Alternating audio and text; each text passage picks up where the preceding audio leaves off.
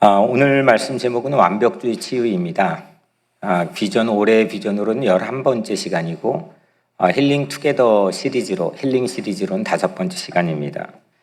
요즘에 힐링에 관해서 우리 교우들과 함께 치유 강좌를 이렇게 듣고 시청하고 있습니다. 또 어떤 분들은 참여하지 못한 분들은 음성 파일을 가지고 전달되어서 청취하고 있는 걸로 알고 있습니다. 한 90% 가까이 청취하고 시청하고 있는 것 같습니다. 힐링이라고 하는 건 치유란 뜻이죠. 이거는 뭔가 아픔을 전제로 한 용어죠. 뭔가 내가 육신적으로건 아니면은 마음적으로건 영적으로건 아픔이 있다는 거는 괴로운 겁니다. 힘든 겁니다. 그래서 하나님께 우리가 공동체가 집단적으로 그런 기회들을 마련해서 하나님 앞에 나가 치유하고 치유받고 또 회복되고 건강하게 되어서 우리가 보다 더 우리에게 맡겨진 일들을 잘 할 수 있게 되자라는 그런 의미입니다.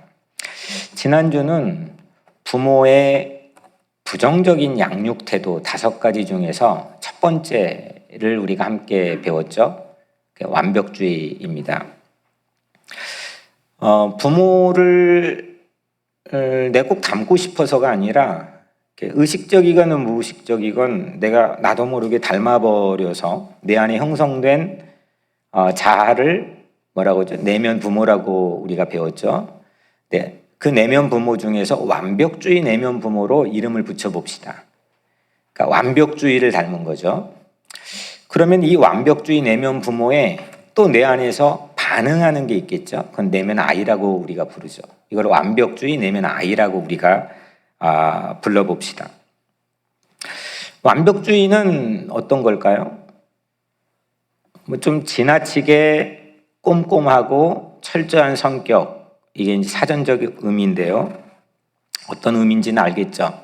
강의 때 상당히 좀 재밌었던 그 강사님의 그 예화가 이를테면 책에 줄을 긋잖아요. 그냥 자를 대고 줄을 긋는데 그냥 줄을 그어도 될 텐데 그것도 자를 대고 긋는데 조금 삐져나오면은 이게 이제 불편해서 못 참는 거죠. 수정액을 갖다가 지워야 돼요. 이런 것들이 이제 완벽주의의 모습 중에 하나가 되겠죠. 근데 유명한 심리학자인 하마책이라고 하는 심리학자는 이 완벽주의를 2가지로 구분해요. 정상적인 완벽주의와 신경증적인 완벽주의. 정상적인 그러니까 완벽주의가 정상이면 성실한 거죠. 그죠? 성실한 거고 부지런한 거고요. 노력하고 최선 다하는 모습으로 우리가 바라볼 수 있겠죠. 그러니까 한국 사람들 연세대 심리학과 교수가 쓴 책을 봤는데 52.3%가 나는 완벽주의 성향이 있다라고 답을 했대요. 그러니까 완벽주의에 대해서 그렇게 많이 부정적으로 생각하지는 않은 거죠. 정상적인 완벽주의라면은 성실한 거잖아요. 그런데 신경증적인 완벽주의는 어떤 거냐면 도달하기가 매우 어려운 높은 기준을 설정해 놔요. 그래서 그거는 나에게도 요구하고 내 자녀나 내 주변에게도 요구하는 거죠. 그래서 어떤 사소한 실수도 불편해요. 용납이 잘 안 돼요. 그래서 만족이 없겠죠. 그러다 보면 실수나 실패에 대한 두려움과 불안 때문에 뭔가 새로운 일을 시작한다는 게 큰 부담으로 다가와요. 이런 거를 완벽주의, 그러니까 신경증적인 완벽주의다. 그래서 오늘은 이 2가지가 그러니까 하마책이라고 하는 교수가 말하는 것처럼 이 2가지가 분류가 될 수 있다는 전제하에서 우리 마음속에 신경증적인 완벽주의가 있다면 이거를 정상적인 그 정도가 아니라 좀 긍정적인 파워풀한 그런 완벽주의로 좀 흐름을 바꿔놓자. 내 안에서 하나님께서 그렇게 또 우리를 치유해 주시기를 바라는 마음으로 우리가 말씀을 나누려고 합니다. 오늘 투게더 모임에서 나눌 예정이지만 우리가 강의에서 했던 두 가지를 좀 확인해 보면 완벽주의 내면 부모의 특징이 있습니다. 내 안에 완벽주의 내면 부모는 뭔가를 계속 요구를 합니다. 나에게도 요구하고 바깥 타자에게도 요구를 하는데, 먼저 첫 번째는 도달하기 어려운 기준으로 요청을 해요. 그러다 보니까 도달하기 어려운 기준이 딱 설정이 되면 쉽게 만족이 돼요, 안 돼요? 안 되죠. 그러면 나 자신에게 잘했어, 괜찮아, 이 정도면 좋아 라고 하기가 어렵죠. 이건 내 자녀에게도 아니면 타자에게도 이게 쉽지가 않아요. 그러니까 이게 좀 세상 말로 하면 꼴을 잘 못 봐줘요. 그래서 칭찬과 인정에 대해 상당히 인색하게 되죠. 세 번째로는 그러니까 180점 맞았는데 그 정도면 잘한 건데 높은 기준 99점을 설정했다면 만족을 못하고 잘한 것도 있는데 못한 게 먼저 관심이 가죠. 조금 더 해서 또 비교를 하게 되죠. 이게 이제 신앙과 결부가 돼버리면 율법주의에 빠질 함정이 있다고 이제 말씀해 주셨어요. 이런 게 이제 완벽주의 내면 부모가 가지고 있는 특징이죠. 반면에 완벽주의 내면 아이, 그런 내면 부모가 있는 내 안에 있는 이 상태에서 또 한편 나는 반응을 할 거 아니에요? 그 완벽주의 내면 아이의 특징을 몇 가지로 보면, 자꾸 나보고 완벽해야 한다고 하는 도달하기 어려운 높은 기준을 설정하면 나는 어떻게 되겠어요?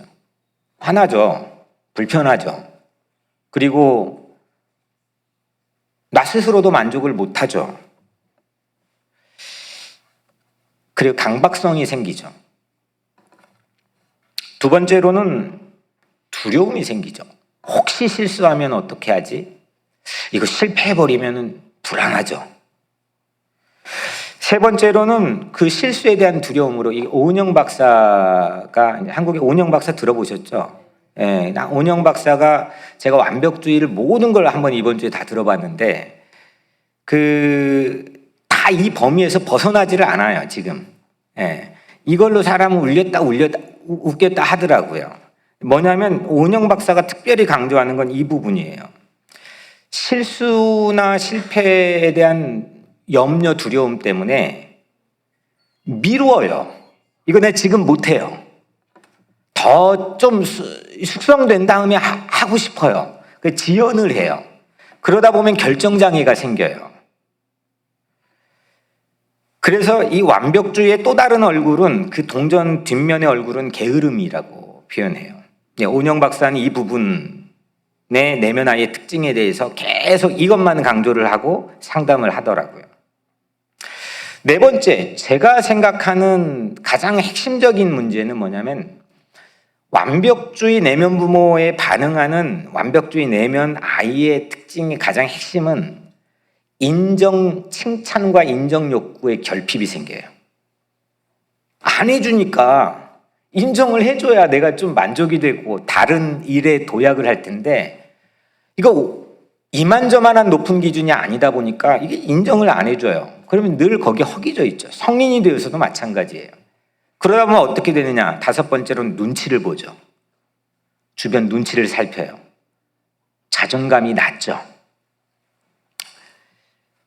또 그러다 보면은 수치감이 생기죠. 조그만한 실수나 실패에 나도 모르는 지나친 수치감이 나에게 채워지게 되고, 그러다 보면 자꾸 시기심이 생기고 질투감이 지나치게 시달리게 되죠. 이게 이제 완벽주의 내면 부모와 내면 아이에 대한 대략적인 이 설명인데, 여러분들은 이런 성향이 있습니까? 물론 완벽주의는 나하고는 전혀 거리가 먼 얘기일 수도 있어요. 그리고 이거 어떻게 하면 나 판박이다 이렇게 얘기할 수도 있겠죠. 이거 내 얘기 같고. 그런데 부분적으로 나에게 있을 수 있다는 거죠. 저는 부분적으로 있더라고요. 그게 좀 추론이 되어서 어떤 원인에서부터 거슬러 왔는지도 이번에 한번 생각해 볼 기회도 되고, 그게 또 모르겠지만 있는 것도 있고. 근데 우선은 나에게 이게 유익이 되기 위해서는 내 안에 뭔가가 있다라고 하는 인정부터 시작이 돼야 되겠죠. 근데 이 안에서 이 두 가지가 있다면, 완벽주의 내면 부모와 이거에 반응하는 완벽주의 내면 아이가 있다면 이건 서로 충돌이 일어나죠. 부모하고 아이하고 싸우는 거죠. 갈등이 일어나죠. 높은 기준을 설정하면 이 기분이 좋을 리가 없잖아요. 이건 뭐야? 인정을 안 해주면, 칭찬을 안 해주면 왜 나는 맨날 이 모양이야? 왜 나는 그 인정 욕구에 대한 결핍이 생기죠. 이런 상처는, 이런 충돌에 대한 상처는 내 자녀에게 나로 인해서 있을 수도 있고, 또 성인이 된 나 자신 안에도 분명히 있을 수가 있겠죠. 저는 이제 오늘 이 말씀 안에서 하나님께서 이걸 좀 여러분들 만져주시기를 기도하면서 한 주간을 보냈어요. 성서 안에서 그러면 완벽주의 좋은 예가 있을까? 이 신경증적인 완벽주의가 정상적인 완벽주의로 방향을 급선회하는 어떤 사례가 있을까? 기도하면서 하나님 보여주신 사람이 모세입니다. 모세는 출생을 딱 했는데 태어나자마자 강에 던져질 처지였죠. 이거는 모세의 출생 자체가 불완전해요. 시대가 불완전했기도 하지만 어떻게 기구해요. 그래서 3개월을 숨겼죠. 부모가 숨겼습니다. 더 이상 숨기지 못하기 때문에 생후 3개월 부모가 어떻게 하죠? 상자에 아이를 담았어요. 그 강에 띄워 보냈어요. 하필 그 순간 공주가 그 상자를 발견했죠. 그리고 또 하필 그 뒤를 따라가던 누나가 달려가서 그 아이의 유모를 친모로 만들게 해주죠. 우리는 그러면 그 이후에는 모세가 어디서 성장하죠? 그렇게 알고 계시겠지만 이 친모 집으로 가죠. 다시 친모 집으로 다시 가 친모의 젖을 먹고 아마도 거기에서 신앙과 히브리인들이 가진 신앙과 민족애를 배웠겠죠. 출애굽기 2장 10절엔 그 아이가 자라매 바로의 딸에게로 다시 데려가니 그가 그의 아들이 되니라 했어요. 그러니까 강에 띄웠다가 다시 친모 집에 갔다가 거기에 젖을 먹고 유아기를 보내서 큰 다음 다시 바로의 딸에게로 가게 되죠. 그리고 바로 딸인 공주의 아들이 되죠. 그러니까 모세의 양부모는 누구예요? 공주죠. 이집트 공주가 되고 생후 3개월 이 사이로 기점 사이로 가장 불완전했던 기구한 삶의 처지에서 가장 완벽한 환경에 모세가 서게 돼요. 제국의 최고 엘리트 학습을 완벽하게 받고 공주의 방패막이로 근 어린 시절을 보내게 되죠. 공주뿐만 아니라 심지어 이집트 제국의 날고기는 숱한 스승들에게 그는 교육을 받았을 테고 친모에게 또 그는 교육을 받았고 모세는 이렇게 완벽한 내면 부모를 받았을 개연성의 환경에 놓이게 돼요. 목사님 생각일 수 있잖아요. 이렇게 말할 수도 있겠지만 거기에 대한 모세의 단서가 될 만한 모세의 한 행동이 있어요. 이집트인이 자기 동족, 히브리 동족을 때리는 모습을 모세가 어느 날 목격하죠. 모세가 그때 어떻게 했습니까? 그렇죠. 출애굽기 2장 12절을 제가 읽어드리면 좌우를 살펴 사람이 없음을 보고 그 애굽 사람을 쳐 죽여 모래 속에 감추니라. 이건 세 가지의 완벽한 행동이 연속으로 이어져 나오죠. 먼저 좌우 사방을 살폈어요. 그리고 아무도 사람이 없는 것을 확인했어요. 그 다음에 사람을 죽여서 어떻게 했어요? 모래 속에 감췄어요. 이 세 가지의 완벽한 행동을 모세는 보여줘요. 그 이후에도 그는 이 완벽주의 내면아이가 가지고 있는 일치되는 단서들을 우리에게 많이 보여주는데, 물론 우리는 이 행동 자체를 의분이라고, 불의한 상황에 맞선 의로운 분노라고 말할 수 있겠지만, 여하튼 모세 안에 완벽주의 내면아이의 저항의 모습이기도 하죠. 이게 뭐야? 이러면 안 되잖아. 나도 그런 처지에 있었단 말이야. 이런 저항이기도 하죠. 또 모세가 다음 날 살해하고 암매장을 한 다음 날 다시 현장에 갑니다. 그 현장에 갔더니 어떤 일이 벌어졌어요? 자기 동족끼리 그죠? 싸우고 있었죠. 그래 모세가 끼어들었죠. 왜 우리끼리 싸워? 라고 이제 끼어드니까 싸우고 있던 한 사람이 아주 결정타를 날리는 말을 합니다.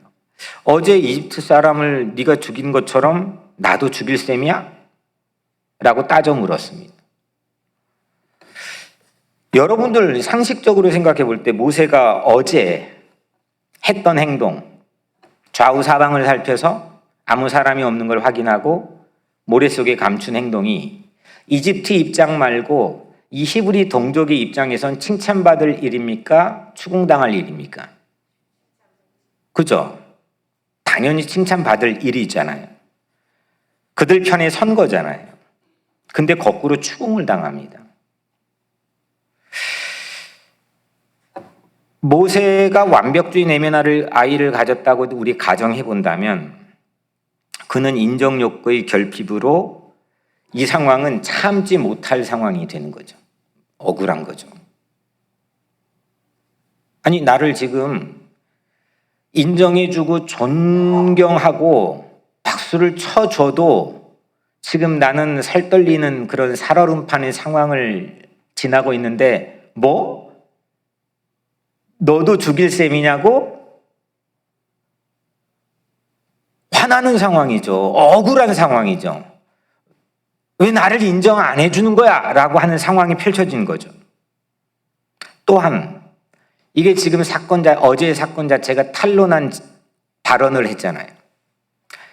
자기는 완벽하게 완전한 행동을 했는데 이 실수가 성경에 보면 탄로나 두려웠더라. 그리고 출애굽기 2장 15절 모세가 바로의 낯을 피하여 미디안 땅에 머물며 왕자였단 말이에요. 그런데 바로의 얼굴을 피해서 도망갔어요. 모세는 눈치 봤고요. 그리고 도망하게 됩니다. 공주가 방패막이가 되어줬지만 왕실에 입양된 처지였던 모세는 눈치가 체질이 된 사람이 된 거죠. 동족의 추궁은 일종의 배신인 거고 모세에게 수치를 안겨주었던 겁니다.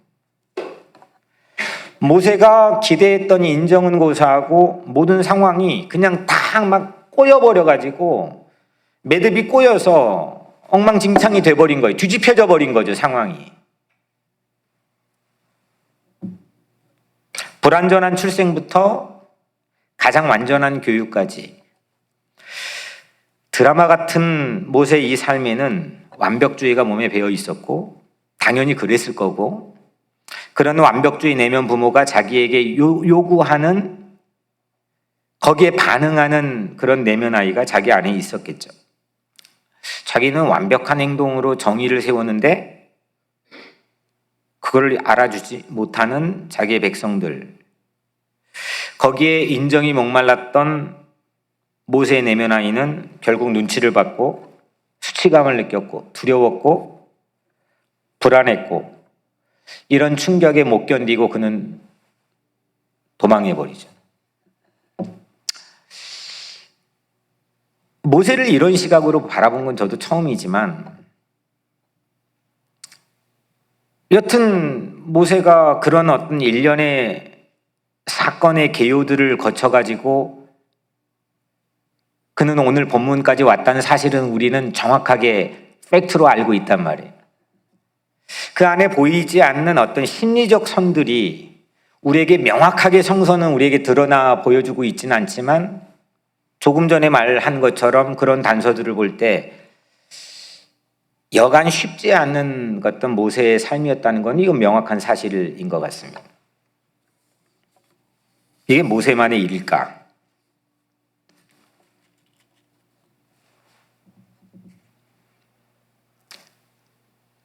그리고 낯선 땅에서 금세 40년이 흘러버렸습니다.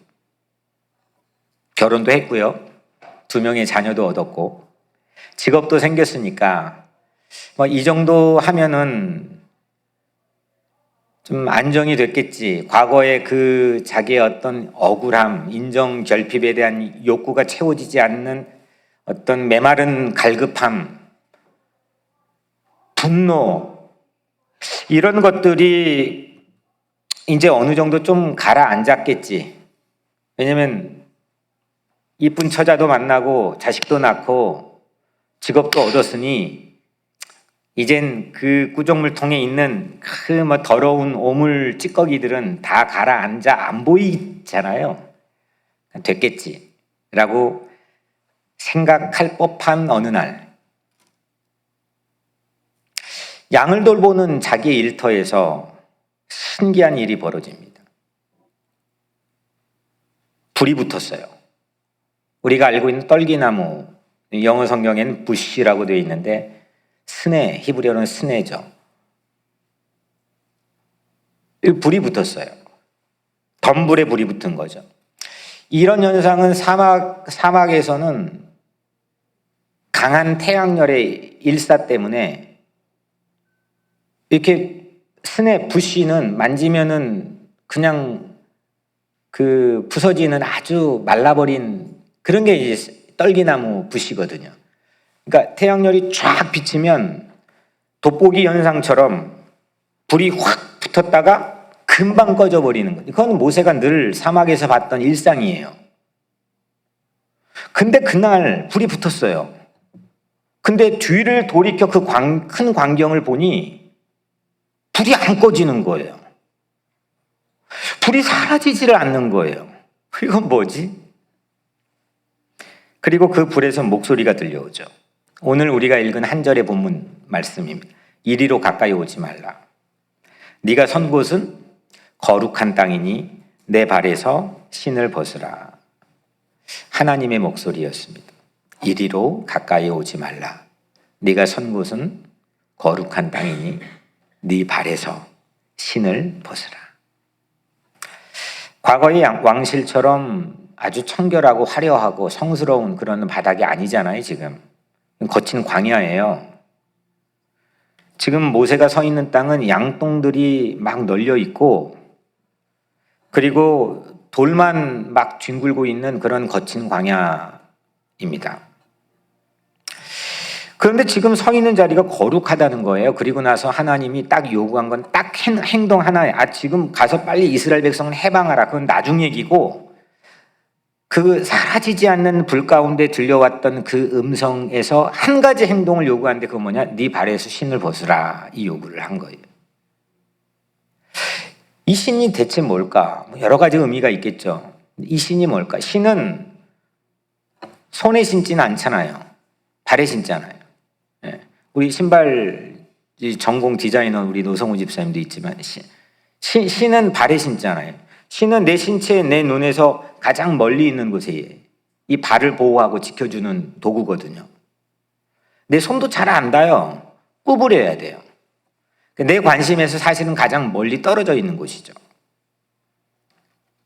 근데 하나님께서 신발을 벗으라고 했어요. 그 의미가 뭘까?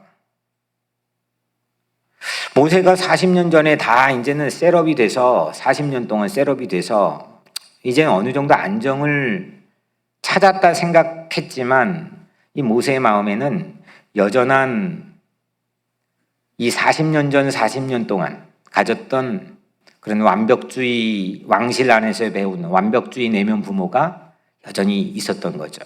그리고 그로 인해 상처받은 완벽주의 내면 아이가 있었던 거죠. 그거를 벗어버려라. 그 부담을 내려놓아라. 그거 얼마나 힘든 거니. 그건 네가 직장을 갖고 그 자식을 낳고 그리고 그거를 가정을 꾸렸다고 해서 그게 없어지는 게 아니라 그거 자체로 그게 해결되는 게 아니라 그거 벗어야 되는 거야. 내려놔. 그거 힘든 거란다. 저는 이런 의미로 읽혔어요.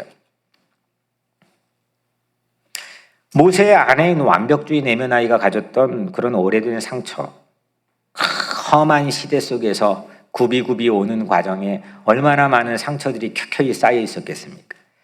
그걸 어루만져 주시는 하나님의 어떤 각별한 배려의 치유가 네 발에서 신을 벗어라고 하는 거라고 저는 읽혀졌습니다.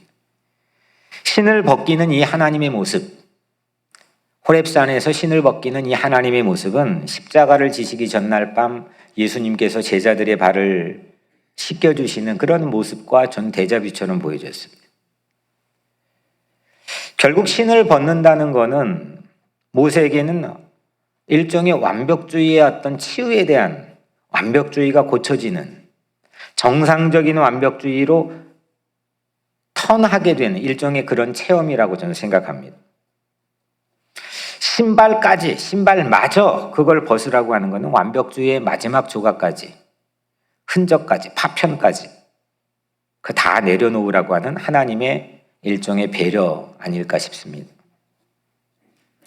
땅이 거룩해서, 여기 지금 저 신발 벗고 올라왔습니다. 근데 땅이 거룩해서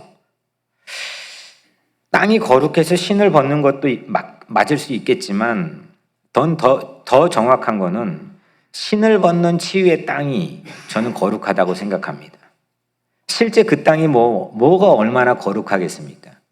그런데 그 땅조차도 자기가 구원받고 자기가 은총을 받고 자기 삶이 새롭게 턴하고 그렇게 고침받고 치유받는 그 땅이 거룩한 거죠.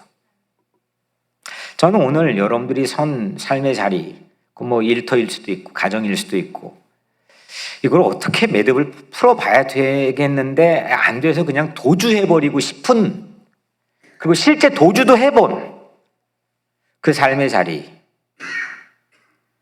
모세에게는 그 미디안 광야 40년이요 어쩌면 정신병원이었을지도 모릅니다. 그런 어떤 삶의 자리에서 네 발에서 신을 벗어라고 하는 주님의 음성을 우리가 친히 듣고 내가 치유받은 그 땅이 곧 거룩한 땅이 될 줄로 믿습니다. 신생아 때 친모에게 짧게 배웠던 내면 부모는 동족이 매맞는 것 보고 분노했죠. 화가 났죠. 동족이 입에 침 마르도록 칭찬하고 인정해줬어야 될 어제 일, 그 대놓고 그냥 막 고자질하고 밀고 해버렸던 그 억울한 상처, 미치도록 치를 떨게 하는 상처. 40년 왕실 교육과 공주의 높은 기대치, 거기에서 온 내면 부모는 모세에게는 분명 인정에 대한, 칭찬에 대한 결핍을 안겨줬을 겁니다. 그게 눈치 보고 살아야 되고, 왕실 눈치 보고 도망가고 백성 눈치 보고 도망해버렸죠. 이런 수고하고 무거운 80년을 하나님이 모세에게 다 내려놔, 다 벗어, 이렇게 말씀하시는 거죠. 그 완벽주의가 얼마나 힘들겠어요. 이 완벽주의라고 하는 거는 중요한 것, 중요하지 않는 게 있잖아요. 우리 살다 보면. 근데 이 동일선상에 함께 놓아요. 중요한 일도 안 중요한 일도. 그래서 하나도 안 놓쳐요. 얼마나 힘들겠어요. 한 사람도 안 놓쳐요. 얼마나 외롭겠어요.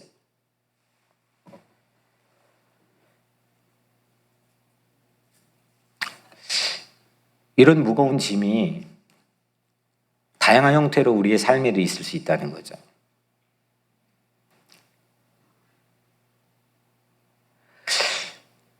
발바닥마저도 가리지 말고 다 내려놔. 그러면 내가 책임질 거야. 하나님께서 그렇게 모세에게 저는 말씀해 주신 거라고 생각해요. 제가 잠시 동안 모세에게 감정이입을 해서 모세가 되어봤어요. 얼마나 가벼웠을까. 지금 당장 너 히브리인들의 노예들을 해방하러 가, 이 말도 아니고 신발을 벗어 네가 선 땅은 거룩한 땅이야, 이 말 들었을 때 나를 이해해 주시는 하나님, 무언가의 음성, 그 목소리를 듣고 얼마나 가벼웠을까, 얼마나 고마웠을까, 하염없이 눈물 흘리지 않았을까요? 저는 이 시간 여러분들의 그런 마음의 무거운 신도 벗기고 싶어요. 내 안에 완벽주의 내면 부모와 그러는 완벽주의 내면 아이의 신발 있다면 뭔가를 가려야, 그래야 내 실수를 가려야, 내 실패를 가려야, 그래 내 생존이 계속 이어질 것 같은 그런 불안과 두려움이 사실 없는 사람이 어디 있겠습니까? 말씀드린 것처럼 완벽주의는 중요한 것, 안 중요한 것, 이것 모두 동일선상에 똑같이 놓는 게 문제거든요. 다 잘하려고 해요. 다 인정받으려고 해요. 다 안 놓치려고 해요. 그러다가 하나 놓치면 잘한 것 9개, 안 놓친 것 9개, 그대로 있는 9사람은 안 보이고 놓친 것 하나 때문에 그러니까 힘든 거죠. 내가 잘하는 것 못 보고 내 미숙한 것만은 보이게 되죠. 내 자녀를 향해서도 마찬가지죠. 분명히 잘하는 것도 있고 분명히 놓치지 않고 최선을 다하는 노력하는 모습도 있는데 안 놓친 것만 보이게 되니까 그 막 퍼부어 되는 거죠. 저 사람이 나를 어떻게 생각할까 싶어서, 심지어는 대인관계도 쉽게 이 완벽주의는 열어주지 않아요. 그냥 그런 척하고 살지만 대인관계 폭이 그렇게 넓지 못하죠. 실패할까 불안하고 실수할까 불안해서 막 뭔가 제스처를 해가면서 대인관계의 폭이 넓다는 거를 인식하고 살려고 하지만 실제적으로 내면적으로는 그런 대인관계의 폭이 넓지 못하다는 거예요. 혹시 중간에 내가 실패할 일이라면 그 나의 시작을 못하죠. 어디선가 왔을지 모르는 내 안에 이런 완벽주의 신, 그 신을 오늘 이 시간에 여러분들 좀 내려놓고 벗고 가벼워지기를 축복합니다. 그거는 나도 힘들죠. 나 자신도 힘든 건데, 나만 힘든 게 아니라 내 곁에 있던 가까운 사람들도 힘들어요. 많이 힘들어요. 아파요. 하나님은 우리 가장 가까이서 그런 하나님이 아니시거든요. 우리를 무겁게 억제고 흐트러짐이 없으면 조금 삐져나오면 너 이 부분 수정액으로 지워! 이런 하나님이 아니신 건 우리가 알잖아요.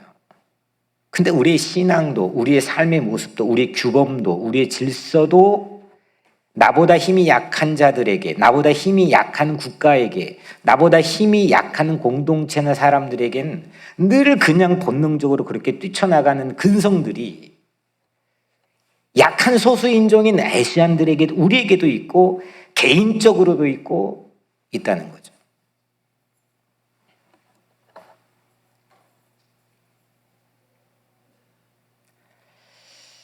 그런데 하나님이, 그 신을 벗기신 하나님이 모세를 부르셨어요.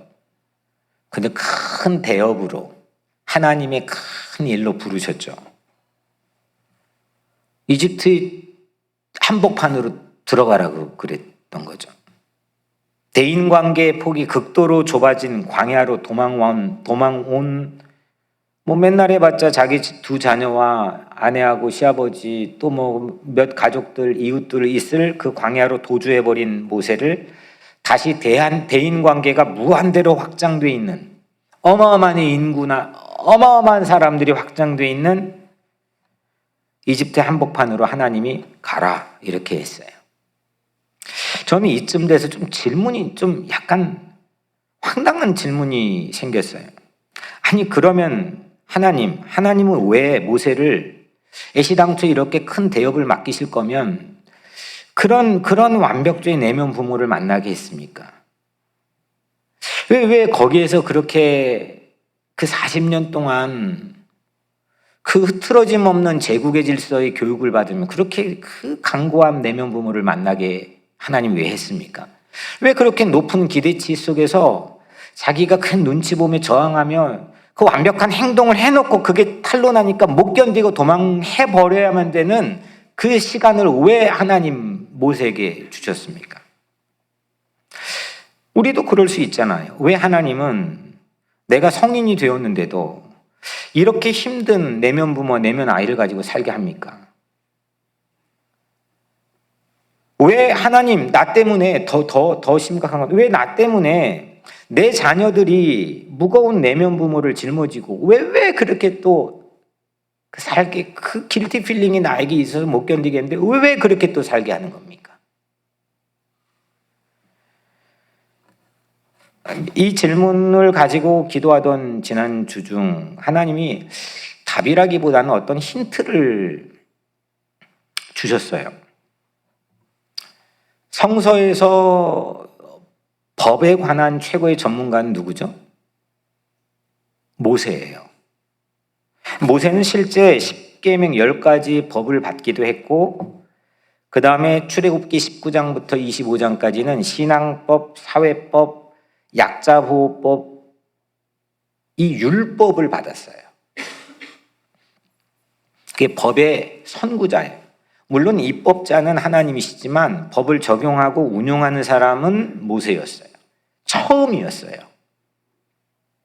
거기로부터 지금 유대인들까지 이 무수한 그 법의 체계 내에서 움직여지는 열심 공동체들이에요.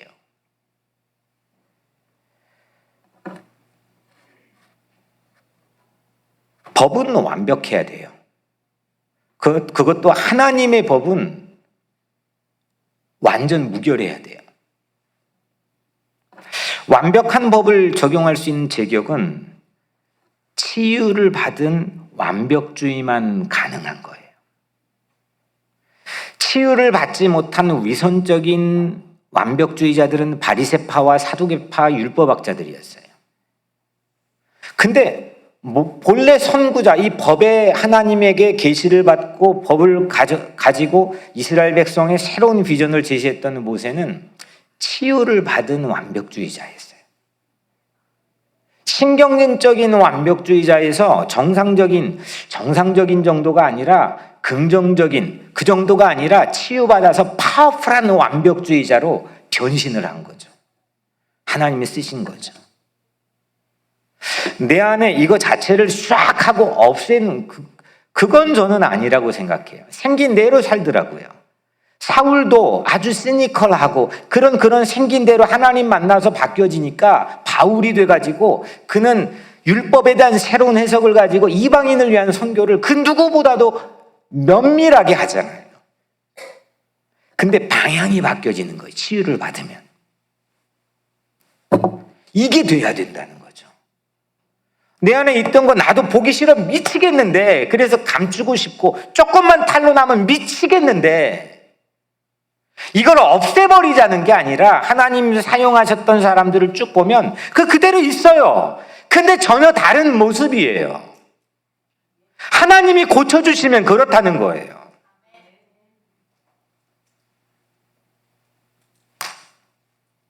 하나님이 우리를 그렇게 만져주시길 바라요. 힘들잖아요. 혼자 있을 때 보면 참 지겹잖아요. 신앙생활을 하다 보니 나도 모르게 오히려 그 처음의 모습은 다 까먹고 바리새파 율법학자 사두개파 사람처럼 나도 그렇게 되면 지겹잖아요.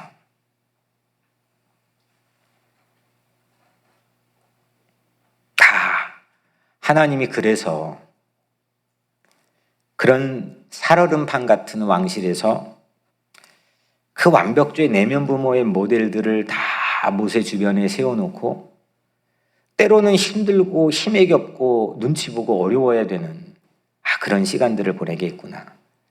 저는 모세를 이런 시각으로 보는 건 처음이었는데 아마도 제가 계속 생각을 해보면서 그 고아원에 제가 살았던 방인 5호실 아침 6시면 그 어린 나이에 전부 다 일어나서 점호를 해야 돼요. 저녁에 8시인가 하여튼 되면 전부 다 땡떼대댕 땡떼대댕 이 지금도 그 종소리가 다 밥 먹을 때 종 뭐 다 다르거든요. 근데 점호 종은 지금도 가끔씩 들려요. 그러면 전부 다 발 흐트러짐 없이 서야 돼요. 그때 이제 맞는 시간이에요. 조금만 뭔가 흠이 보이면 없는 흠도 잡아내요. 그런 완벽주의 내면 아이가 왜 저에게는 없었겠어요? 전 받아들였어요. 그걸 보니까 그 공간 5호실이 제게는 모세의 왕실이었어요. 되게 높은 기준치를 너무 어린 나이에 맞지도 않는 나이에 나에게 요구했어요.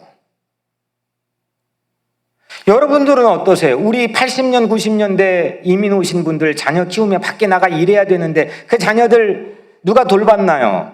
그런데 이 백인들 틈에서 다인종들 틈에서 그 자녀들 살아야 되잖아요. 높은 기준치를 나이에 맞지 않게 요청하잖아요. 그 자녀들 집에 오면 또 영어로 다 모든 일 해결해야 돼요. 우리가 살아가는 삶에 대한 메커니즘 자체가 어쩌면 모세가 가졌던 그런 왕실의 경험처럼 완벽주의 내면 부모가 끊임없이 우리에게 요청하는 그런 시대적인 요구 안에 살고 있을지도 모르겠어요.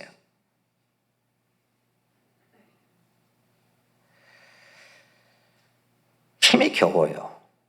아파요. 하나님은 벗겨주기를 원하세요. 고쳐주기를 원하시고 치유해 주기를 원하세요. 그래서 내 발에서 신을 벗으라 이렇게 말씀해 주신 거예요. 저는 오늘 여러분들의 마음으로 그게 들려지길 바라요. 네 발에서 그 무거운 신을 벗으라. 하나님은 그것 때문에 모세를 훈련시켰고 그 훈련 과정에서 갖게 된 상처를 그렇게 만져주고 치유해 주시면서 모세를 일약 상처 입은 치유자로 하나님이 세우시는 거죠. 이게 하나님 뜻이셨구나.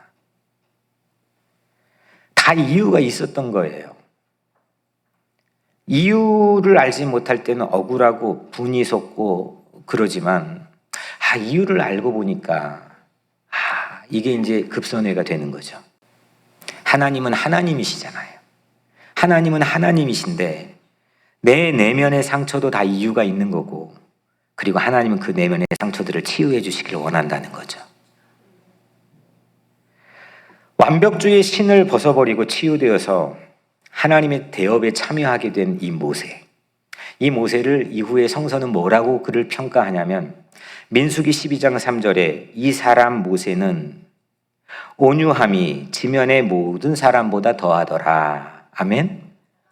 야, 모세 끈떡하면은 확 하고 의분이 있었고 눈치 봐야 되고 여차하면 그냥 도주했고 그런 모세처럼 여러분들도 완벽주의 신을 벗어버리고 온유한 사람으로 치유가 되기를 주의 이름으로 간절히 축복합니다. 예수님께서 산상순에서 이렇게 말씀하세요. 마태복음 5장 48절인데 하늘에 계신 너희 아버지의 온전하심과 같이 너희도 온전하라. 너희도 온전하라. Be perfect. 퍼펙트 해라. 완전해라. 완벽해라. 우리가 어떻게 완벽할 수 있습니까? 우리가 정말 완벽해서 이겠습니까? 예수님께서 우리를 온전하게 해주셨기 때문이죠. 바리새인처럼 완벽주의 위선의 옷을 딱 하고 걸쳐 입고 나는 실수 실패가 없는 것처럼 타인에게 높은 기준을 요구하며 사는, 그래서 맨날 뒷담화하고 그냥 그걸로 내 생존의 의미를 찾고 그렇게 무겁게 살아가고 있는 우리 각자 자신들에게 예수님께서 십자가의 참된 용서를 베풀어 치유해 주시고 구원해 주셔서 우리를 하나님의 자녀로 온전하게 세워주셨잖아요. 그래서 be perfect 할 수 있는 거죠. 예수님만이 나를 완벽하게 해 주실 수 있으세요. 흠 많은 나를 완벽하게 하시는 것은 예수님께서 내 발에 무거운 돌덩어리, 그런 완벽주의 신을 벗겨주시는 거죠. 예수님의 두 발에 내 대신 못을 박혀 죽으시면서요. 결국 용서와 화해가 안에서, 통합과 치유가 내 안에서 충돌이 있었는데 일어나야 되는 거죠. 예수님께서 해주시는 거죠. 세상에 누가 어떤 교과서를 봐서, 어떤 정치 이데올로기나 이념을 봐서 이게 일어나는 걸 봤습니까? 이게 더 난리가 나죠. 예수님께서 진정한 용서와 화해와 통합과 치유를 십자가의 두 발에, 신을 벗은 그 두 발에 못을 박히면서 우리에게 주셨잖아요. 그 예수님만이 치유자세요. 사랑하는 여러분, 좀 더디 가더라도, 좀 천천히 가더라도 치유하고 가자는 거죠. 동일선상에 다 똑같이 중요한 것, 안 중요한 것 다 걸쳐놓고 그렇게 살던 무거운 짐에서 중요한 거 보면서 하나님께서 나에게 잘했다 하시는 것들 놓치지 않고 보면서 괜찮아. 그리고 우리 자녀에게도 그렇게 하면서 걸어가자는 거죠. 그러려면 내 발에 신고 있는 무거운 신을 벗어버리세요. 이제 신을 벗으세요. 자녀에게 실수하면서 안겨준 나의 내면부모로 얼마나 자책을 할 수 있어요, 우리. 아휴, 내가 왜 그렇게 그 오래전에 그렇게 했을까? 얼마나 자책을, 엎질러진 물인데 어떻게 하나? 늦지 않았어요. 늦지 않았어요. 그 자녀에게 미안하다. 정말 미안해. 사랑해. 내가 잘못했었어. 날 용서해 줄 수 있겠니? 이렇게 말하면 되는 거잖아요. 기도해 주세요. 진실한 마음으로. 그러면 모세처럼, 모세의 방향이 턴한 것처럼 내 자녀들 안에 완벽주의 내면 부모의 상처가 하나님의 대업을 위해 준비되었던 거구나. 이렇게 하나님이 치유해 주시는 거구나. 그거 내 자녀도, 나도, 타자도 알 날이 올 거라는 믿음 우리에게 필요하지 않겠습니까? 우리 치유자이신 예수님께서 오늘 여러분들의 머리에서 발끝까지 혹여라도 부분적인 파편의 완벽주의 내면 부모나 내면 아이가 혹 있다면 오늘 다 만져주시기를 원해요. 치유해 주시기를 바래요. 그렇게 기도하자고요. 그러면 오늘 여러분들 삶을 통해서 오늘 모세처럼 상처 입은 치유자의 그런 능력이 하나님 대업을 위해서 귀하게 쓰임받게 될 줄로 믿습니다. 기도하겠습니다. 은혜로우신 하나님 감사합니다. 오늘 우리에게 주신 말씀대로 우리가 마음의 무거운 신을 벗게 하여 주옵소서. 그래서 대인관계 폭이 좁아진 우리 각자 삶의 만남을 하나님의 대업을 위해 확장시켜 주시고 건강하게 회복시켜 주시고 무엇보다 나의 부모와 나와의 관계, 나와 내 자녀와의 관계가 아름답게 회복될 수 있도록 화해와 통합과 치유가 일어날 수 있도록 주님, 우리를 만져 주시옵소서. 예수님의 이름으로 간절히 기도드리옵나이다. 아멘.